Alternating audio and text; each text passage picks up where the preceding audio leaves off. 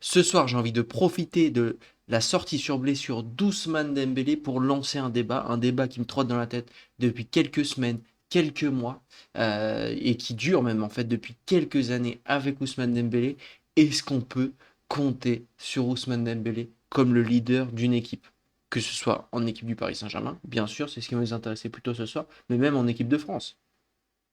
Est-ce que Ousmane Dembélé peut vraiment, véritablement s'inscrire dans la durée, que ce soit avec un club ou même avec sa nation? Honnêtement, c'est un débat que je trouve hyper intéressant parce que je ne sais pas vraiment répondre à cette question. Moi, j'ai un avis plutôt négatif sur la question, même si Ousmane Dembélé, c'est un joueur que j'adore. J'ai soutenu du début à la fin de l'année dernière, même dans ces périodes de moins bien, avec le Paris Saint-Germain. Mais j'ai l'impression, en fait, là, la blessure d'hier soir et tout ce qui se passe depuis un an avec Ousmane Dembélé, sa gestion physique, pour moi, trop, c'est trop. Bref, on va voir un petit peu ça ensemble. À tout de suite. Footix parisien pour vibrer chaque jour. Les couleurs de Paris, c'est l'amour toujours. Actu déchaîné, prépare-toi au détour. PSG, c'est la vie, la passion, le parcours. Yo yo yo petit frérot, Footix Parisien, vous connaissez déjà une, 2, 3, 4 vidéos pour parler des news du Paris Saint-Germain. Pour ne rien rater, abonne-toi. Bref, passons à la vidéo. La vidéo aujourd'hui, c'est Ousmane Dembélé qui est sorti hier soir sur blessure, comme vous le savez, à la 30e minute de jeu, rien qu'à la 30e minute de jeu. Mais en fait, c'est un problème beaucoup plus gros. Même si c'est pas très très grave dans le sens où euh, Ousmane Dembélé, sa blessure, elle est pas très grave. On parle d'une dizaine de jours. Bon, c'est pas très grave. On a eu plusieurs mois au début de la saison. À la fin de l'année dernière aussi, même si ça s'est bien terminé, physiquement c'était très compliqué.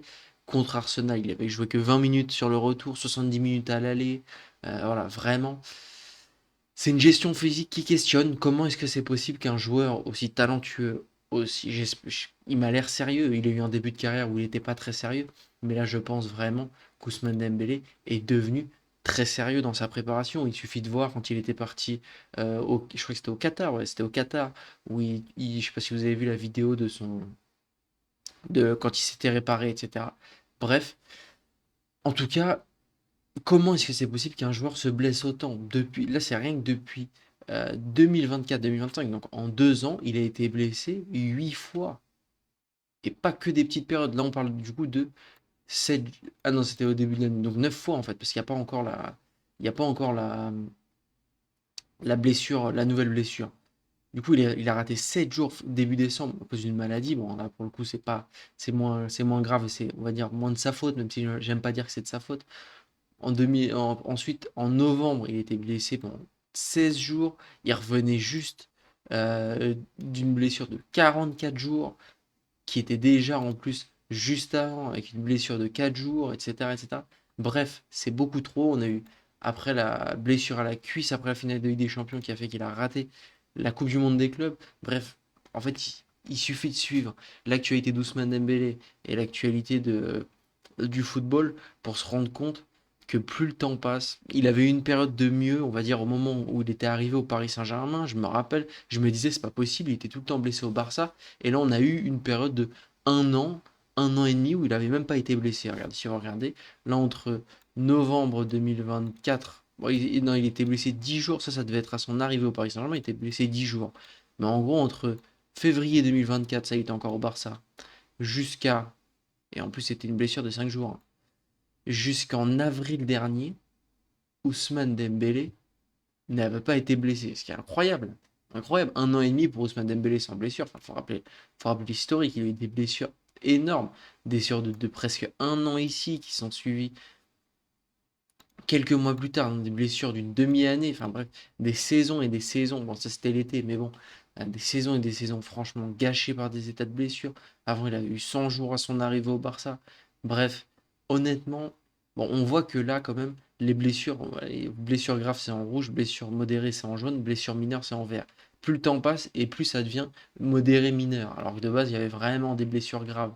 Mais c'est relou en fait. C'est relou parce que Ousmane Dembélé, c'est un de tes meilleurs joueurs. C'est un de tes meilleurs joueurs, mais sur les derniers mois, tu peux pas compter sur lui sur 90 minutes.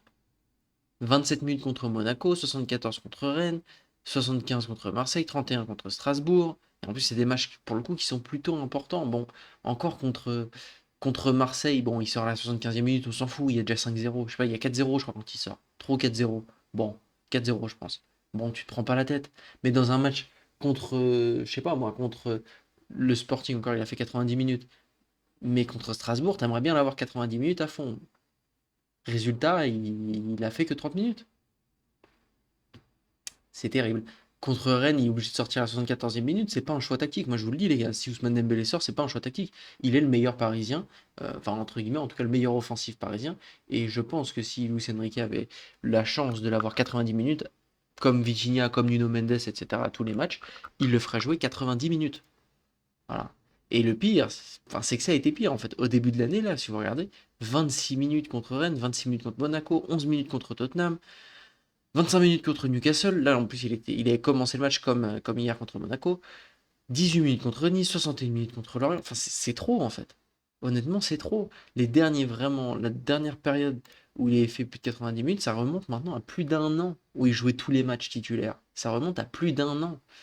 Et pour ton ballon d'or, le joueur sur lequel tu dois compter, moi je suis désolé, c'est encore une fois, c'est un joueur que j'aime beaucoup. Il stat énormément.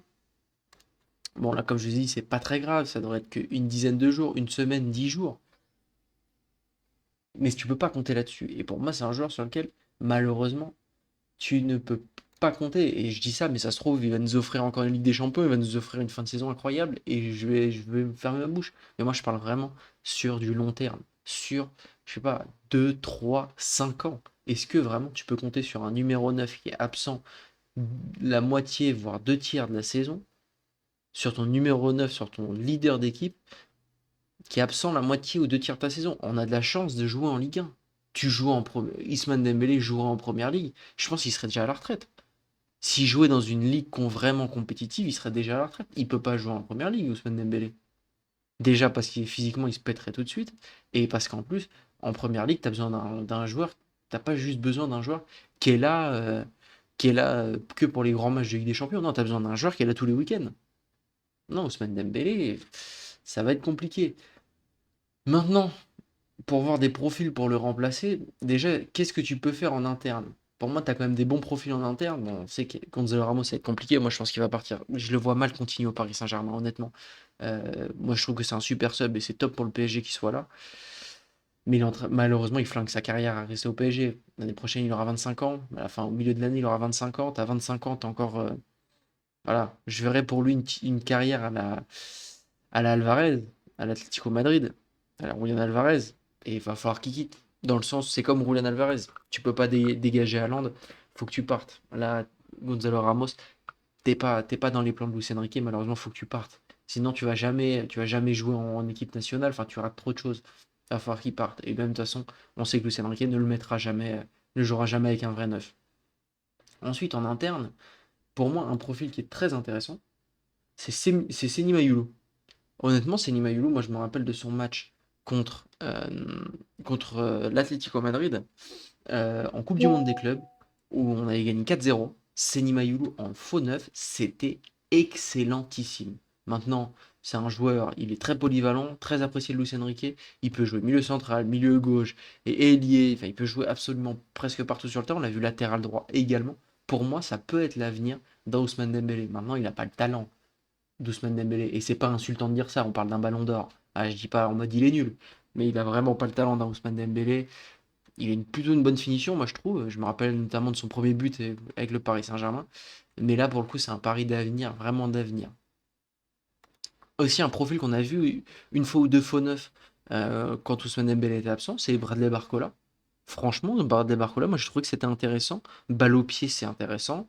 Bon, il est un peu moins, je le vois un peu moins revenir dans le jeu. Mais là où il est plus intéressant, je dirais, qu'Ousmane Dembélé, c'est au niveau de la vitesse. Il pourrait prendre. Bon, le problème, c'est sa finition. On va pas se mentir, le problème de Barcola, on le sait tous, c'est sa finition. Mais pour moi, Barcola, ça pourrait être un profil très intéressant au poste de faux neuf. Et je pense, bien évidemment, à Lee Kangin, mon petit chouchou de cette année. Donner du temps de jeu à Lee Kangin. Moi, je veux, sur le retour pour Monaco, je veux Barcola à gauche, Désiré Doué à droite, Lee Kangin au centre. Est-ce que ça serait pas excellentissime, ça, comme programme? Est-ce que vous signez pas tout de suite? Moi, je signe tout de suite. Et pourquoi pas? Je l'ai mis, mais bon, c'est plus, voilà. Dro Fernandez, on peut voir ce qu'il vaut peut-être. Ça peut être intéressant dans le futur. Bon, on sait pas du tout ce que vaut ce joueur, on sait pas du tout. Pour l'instant, il a joué 19 et 15 minutes. Peut-être que si on se qualifie facilement contre Monaco, il pourrait rentrer à la mi-temps, ça pourrait être intéressant. Mais voilà, c'est encore un peu tôt pour le dire.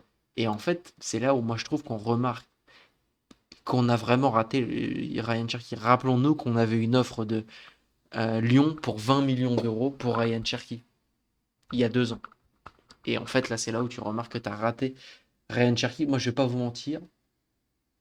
Ryan Cherky, moi, je pensais que c'était une mauvaise idée pour le PSG. Je pensais qu'il allait nous faire des histoires, voilà, etc. Machin, qu'il était pas sérieux. Mais en même temps, il était moins sérieux à sa période à Lyon. Même si, en fait, quand tu regardes avec le, avec le recul, je pense que je me suis fait un peu manipuler par les médias, honnêtement. Parce que quand tu vois, quand il pleure en partant de Lyon, etc., c'est un mec en or, Ryan Cherky, qu'on a raté, c'est un profil qu'on a raté. Et je pense que Ryan Cherky, même s'il joue plutôt à droite en ce moment à City, il pourrait avoir ce profil un peu faux neuf.